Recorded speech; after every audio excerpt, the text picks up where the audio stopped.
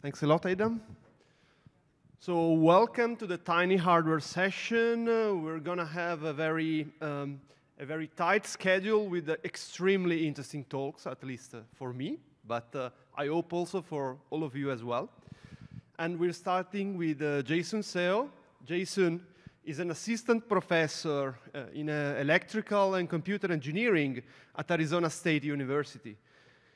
He got his PhD from Michigan in 2010, and he's an outstanding researcher with, let's say, several best paper awards and outstanding career achievements in his pockets. His field of research is energy-efficient hardware design for deep learning and neuromorphic computing. So thank you, Jae-Sun, and let's rock. Thank you very much for the kind introduction. I'm very pleased to give a talk here today about programmable in-memory computing accelerator with more than 100 SRAM IMC macros. So let's get started. So this is the outline of my talk. I'll go through some brief background and introduction. Then I'll go through some basics about the in-memory computing macro design and challenges of larger scale IMC systems. I'll go through and present our proposed programmable IMC accelerator, or PIMCA, starting from the overall architecture, instruction set architecture, and the new SIMD design, some specific emphasis on loop support control, and the processing engine mapping. Then that will be followed up by measurement results and comparison to prior arts, and finally, I'll summarize my talk. So let's first go through the background and motivation. So deep learning algorithms have been very successful across many tasks, from computer vision to speech recognition to medical diagnosis, and as a result, these benefited a number of practical applications, from smart home, retailing, personalized healthcare, autonomous driving, and have been aiding our lives substantially. To efficiently execute a lot of these complex AI algorithms, many custom ASIC accelerators have been presented or being designed nowadays. These include chips from major industry players, I guess I can, on the left, and a number of startup companies that we're seeing here and at many other venues, and obviously other more aggressive research done by academia. So in AI workloads, while it has been known that a lot of these high-dimensional matrix vector multiplication are the dominant operation, it can be seen here that actually compared to like the multiplier energy or adder energy, the memory access energy, depending on the hierarchy and the size of the memory, can actually dominate the overall energy, so that the data accessing movement cost can dominate the system level or chip level energy and throughput. And this can be seen by some of these chips that have been presented in the literature that report these power or energy breakdown. And you can see that compared to the sheer multiplication or MAC energy, a lot of these scratch pad and activation banks, accumulation buffer, these memory access show 2/3 or more of the overall power and energy consumption. And this is because to perform computation, we need to fetch data from where that's stored in the memory and then to deliver to where the computation actually happens. And there are a lot of these memory accesses for the computation, and this becomes the relatively dominant portion of the total energy. Okay, so let's first go through the next of the IMC macro design and challenges of IMC systems.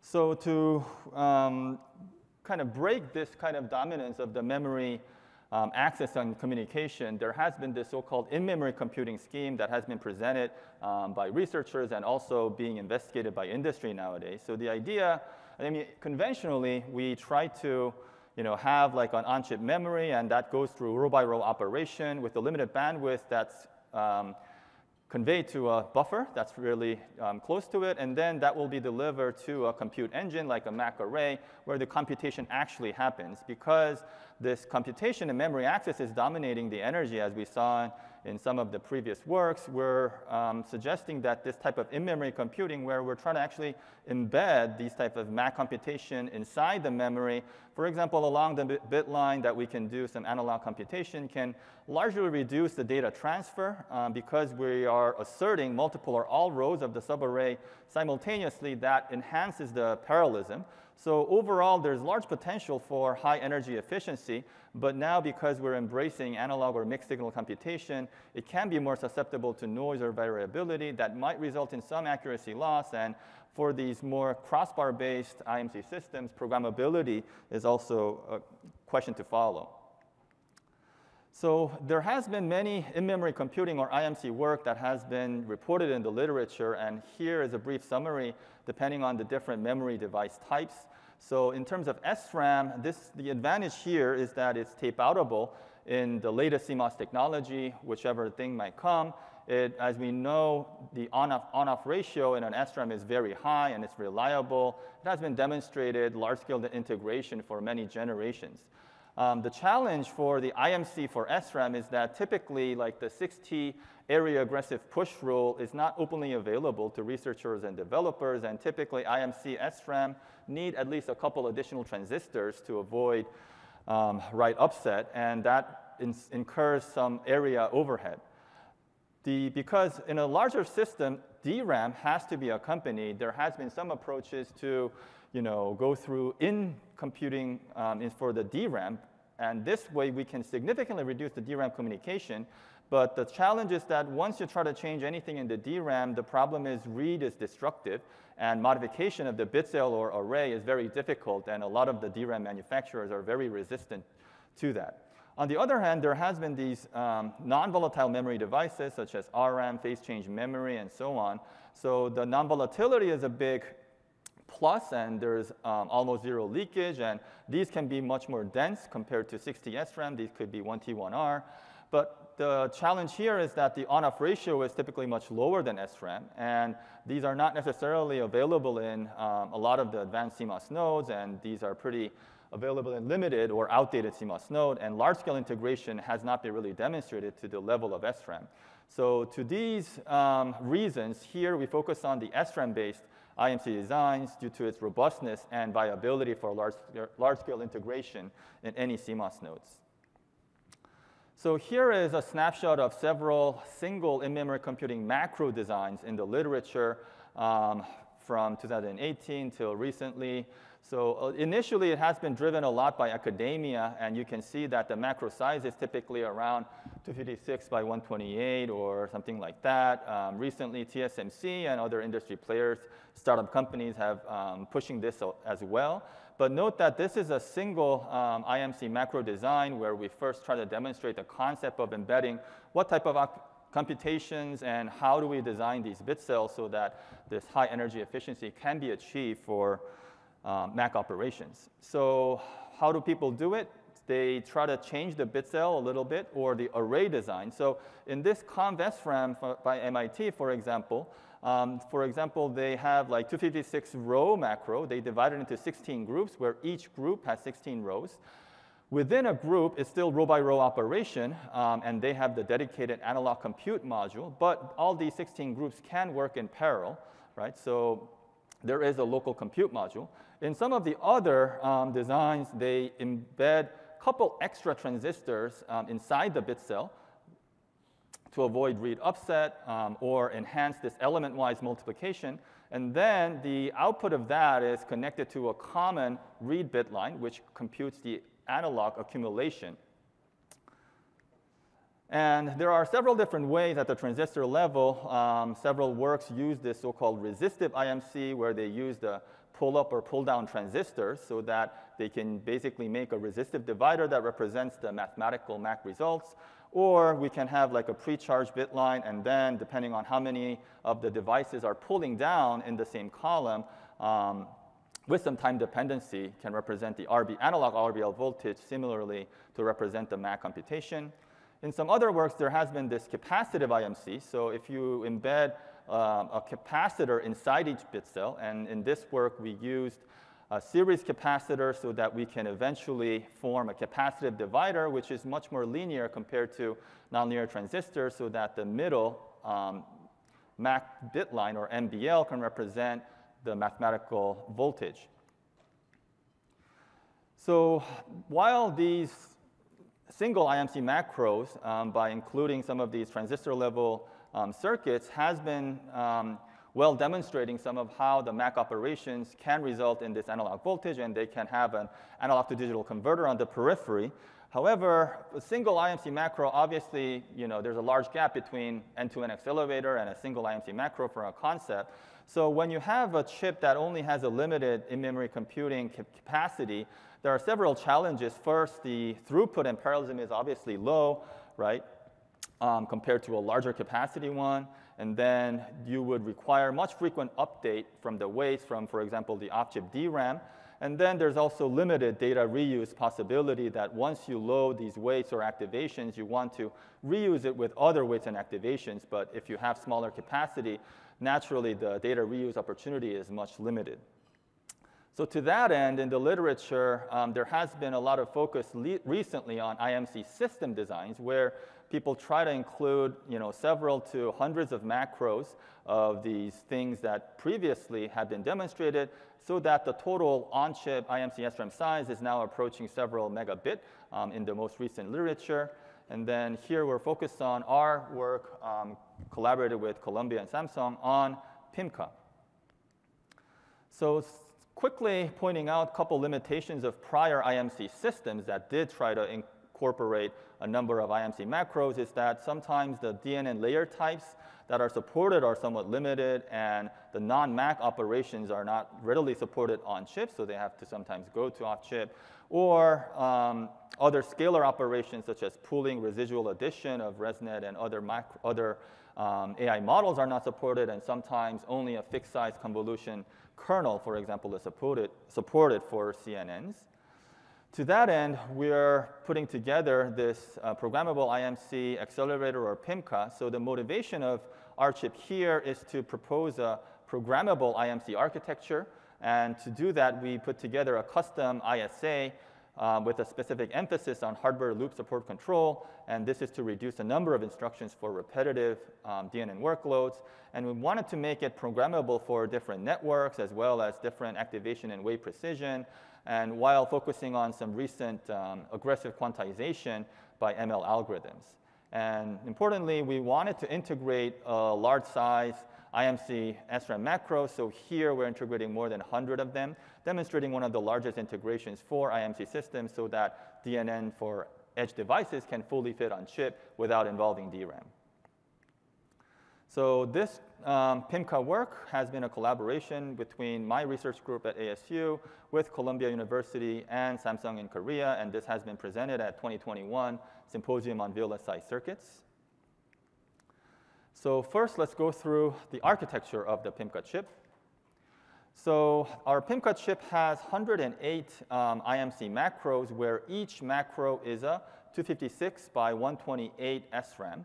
And this is a capacitive-based IMC macro where we have a 2.2 femtofarad mom cap that sits on top of this custom SRAM bit cell so that the capacitor doesn't really incur additional front-end area.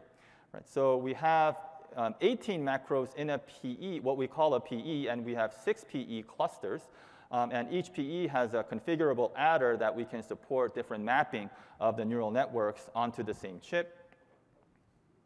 And overall, by integrating this 108 256 by 128 SRAM macros, the total IMC SRAM on chip is 3.4 megabits. Okay, oops. Right, so this was a 10T SRAM bit cell and with a 2.2 femtofarad mom cap. And we also had a 4-bit flash ADC at each column in a column parallel manner so that we can fully do this matrix vector multiplication in a macro in a single cycle. In addition to the 3.4 megabit IMC SRAM, we also had additional 1.5 megabit of activation memory, right, where we're using off-the-shelf SRAM in this 28 nanometer technology. And we also have the SIMD engines that are parallel by 256 ways, which are pipelined with IMC and other memory operations. And there's the controller that fetches the instructions from this instruction memory and run the overall pipeline. So next, let's go through the custom ISA, SIMD design, and loop support control. So this is the overall 6-stage PIMCA IMC plus SIMD pipeline. So some of them are pretty generic, starting from the instruction fetch, instruction decode, and the load input activation. And then in the 4th stage, we have the IMC, which takes care of the in-memory computing and partial sum accumulation for all the Mac-based operations. And then we have the 256-way SIMD that takes care of all the other non-Mac operations. And then we have a write-back stage so that when the partial sum or full sum are written back to the activation memory. One thing to point out is that the activation memory is organized in 2 groups of single-port off-the-shelf SRAM, top and bottom, while one group is used for reading and the other group is used for writing. And note that the PE is bypassable, and SIMD can process data from the activation memory directly. So these are some summary of the SIMD operations. So there are these 8 supported operations. By doing this and custom designing this, we can support both bit serial scheme for activation, X and Y from the same way, for example, as well as bit parallel scheme for weights. In other words, X and Y from the left and right 128 ways. And then this is the overall 72-bit instruction fields. And this includes the fields for activation memory access, the PE for IMC-based Mac operations, as well as SIMD. And then there are these loops and DNNs, obviously, that are well known, and there's a lot of repetition and circling around with the same weights or activations. So to efficiently support that, we have these 2 types of loops of control in the PIMCA. So the first one is simply repeating a single instruction for n or rp times, where the addresses automatically increase in each repetition. And then the second one is a generic nested loop that are more fitted for CNNs. To do that, we introduce these special loop instructions with dedicated counters and registers. And by incorporating this A and B techniques for loop support control, for example, for a representative network for CFR10, our instruction count was able to be compressed by about 4x. Next, let's go to the PE mapping, some case studies. So the 18 IMC macros in a PE are organized in left 3x3 and right 3x3 arrays. So the left and the right array can be assigned for 1-bit weights of MSB and 1-bit weights, or MSB and LSB weights of a 2-bit weight. And then the shift and add happens in the SIMD processor by add-to operations. And you can see that there are these flip-flops in the middle that allow data sharing and also take care of the MSB and LSB in a bit serial manner for 2-bit.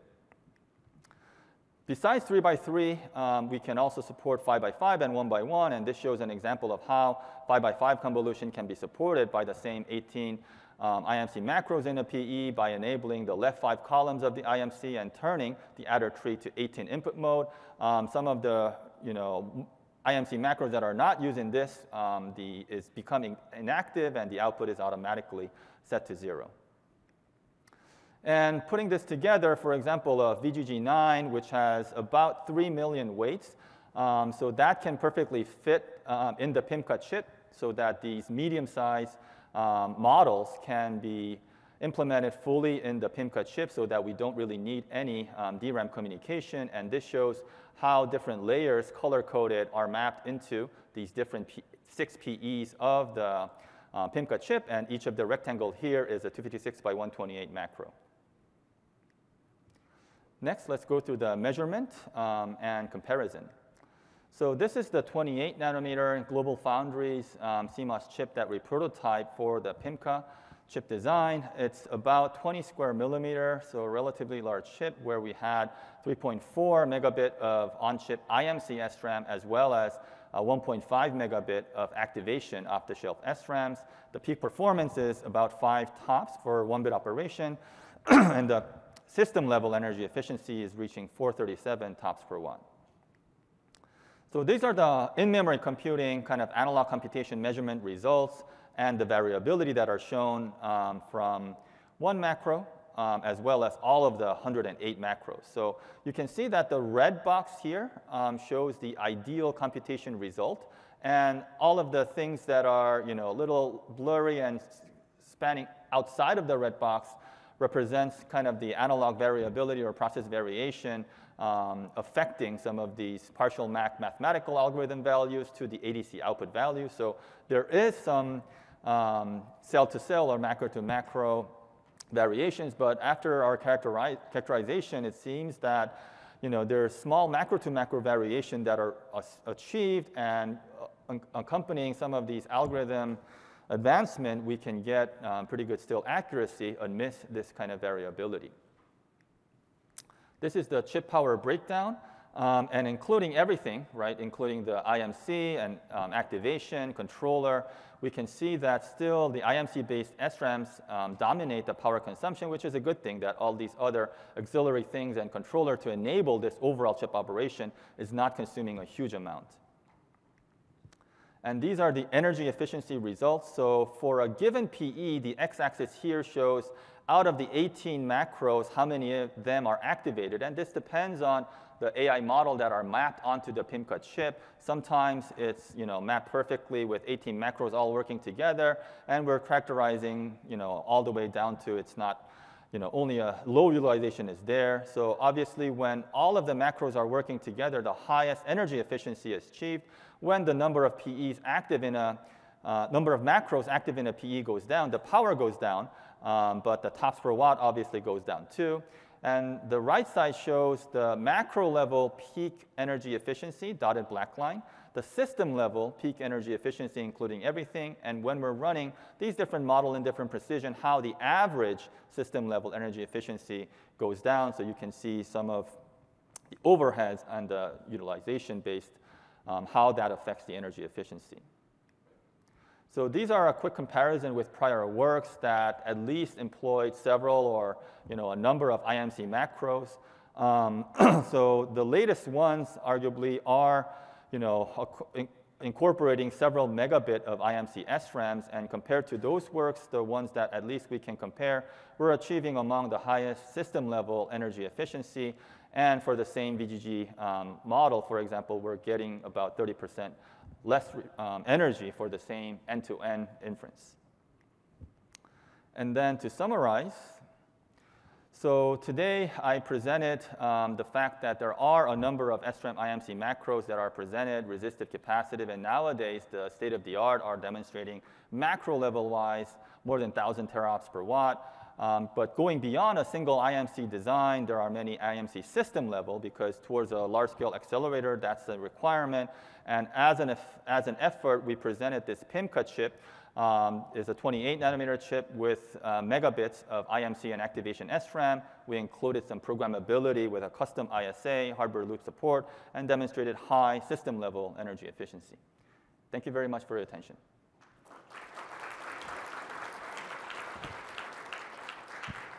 So thanks a lot, Jae-Sun. And are there any questions from the audience? Thank you for your presentation. So in your energy consumption breakdown, you show that the SRAM macro still dominates the energy consumption. So I'm wondering, like, how much of it is from dynamic energy consumption and how much is from leakage, and how that would change when you scale SRAM to more advanced nodes? Right. So we're showing here that when none of the macros are active, this is the leakage power. Right? So you can still see that when things are dynamically operating and more macros are there, more macros are active, then the dynamic energy is still much higher than the leakage energy here. And this is 28 nanometer. If we go down to much scale nodes, maybe the portion of the leakage grows, but I don't think still at this kind of super threshold voltage, it will be a dominant portion of the total energy. Thank you so much for this fascinating talk. So the question I have is regarding the accuracy degradations for the neural networks that you've studied on this chip. Like on average, do you see any degradation compared to like perfect digital approaches? Right. Thank you. Sorry that I don't have the backup slide for the accuracy, but considering this, here we demonstrated a number of CFAR10 models, VGG ResNet, and there is about like 2% accuracy degradation from a perfect software model for the same precision. I see. And another question, I've seen it, you mostly showed results using convolutional neural networks. Have you studied also how this chip works with like transformer-based architectures or LSTMs? Right. So I think this chip has been started to get it designed before like the transformers came out. So this cannot exactly support transformers, but so DNNs are naturally well supported and like fully connected layers and variants of LSTMs that are still dominated by these wave matrix and multiplied by the neuron vectors. Those can be mapped one way or the other, I believe. Some of the exact kind of end-to-end, given this isn't still an academia prototype, might not be fully programmable, but still the core operations of LSTM should be able to get supported. Okay, thank you. So you used 1 or 2 bits on your weights, I understand, but in some applications we can't go so low. Can you combine cells? Well, do you have some approach for having higher bits in the weights? Yeah. So that's a good question. So in general, we can use, let's say, for the activation kind of bit serial schemes, for the weight in the SRAM to support more 4-bit or 8-bit. Obviously, for the same number of parameters, we need more memory, or for the same chip, we have to use less memory. Given kind of the time for this academia prototype, we're only focusing on 1-bit and 2-bit. In principle, there are things we can do, but in this specific chip, we only supported up to 2-bit kind of activation and weight in any kind of combination. But similar things have been presented and investigated in other prototypes as well. I'm not sure you fully understood my point. So can't you already, with your current design, take multiple of your 2-bit cells and combine them and achieve a higher resolution on the weight? Right. So not changing anything. Right. So the current chip only supports up till 2-bit. I'm saying, in principle, you can have some auxiliary, peripherals to support those by combining things, different columns, as you said, but those are not readily available in this specific chip. This was designed to support up till 2-bit. Thanks. Hi. Thank you very much for this nice presentation. Quick question. In this conference, we're always talking about like trying to squeeze things down, and part of that is doing things like factorizing the convolutions into depth-wise separable or putting bottlenecks in. And I just wanted to hear, what is your opinion for the future of in-memory compute if you consider that we're going to be dealing with really tiny neural networks? How does it scale? How do you scale to, let's say, a very small mobile net-like structure? Yeah, I think that's a good question. There are several works that are, investigating some of these depth-wise. I mean, this chip, first of all, is not supporting like depth-wise and point-wise, but I think there are different designs that are looking into how to efficiently support these variants of mobile net in an in-memory structure. There could be less, data reuse by the nature of how those mobile nets are designed, but still, we're doing this, vector matrix or vector-vector multiplications, and I believe, those analog computations can still, efficiently support a wide, input or high-dimension dot product versions of this that are still the core of the mobile net operations, I believe. Thank you. Thanks a lot again, Jae-Sun. Thank you very much. And let's thank again the speaker, please. Thank you.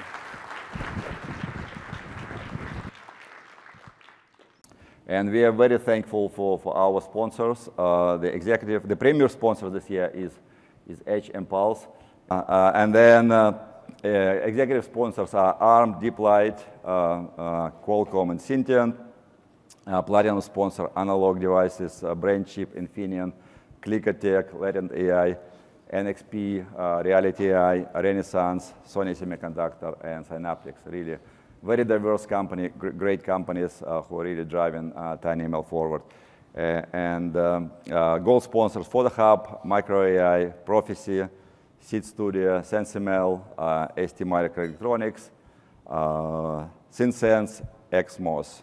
And we have a list of silver sponsors: Avion Devices, Aspinity, Seva, EMSA, Greenwave Technologies, Grovity, Hymix, HOTG, Imagimob, ITMIS, Lattice, Nota, OmniML, PixArt, Plumerai, Kixo, Ragnar, Rickson, SAP, Stream Analyze, Texel, and Google. So we are very thankful for their support, and more importantly, for them being part of this community and driving it forward.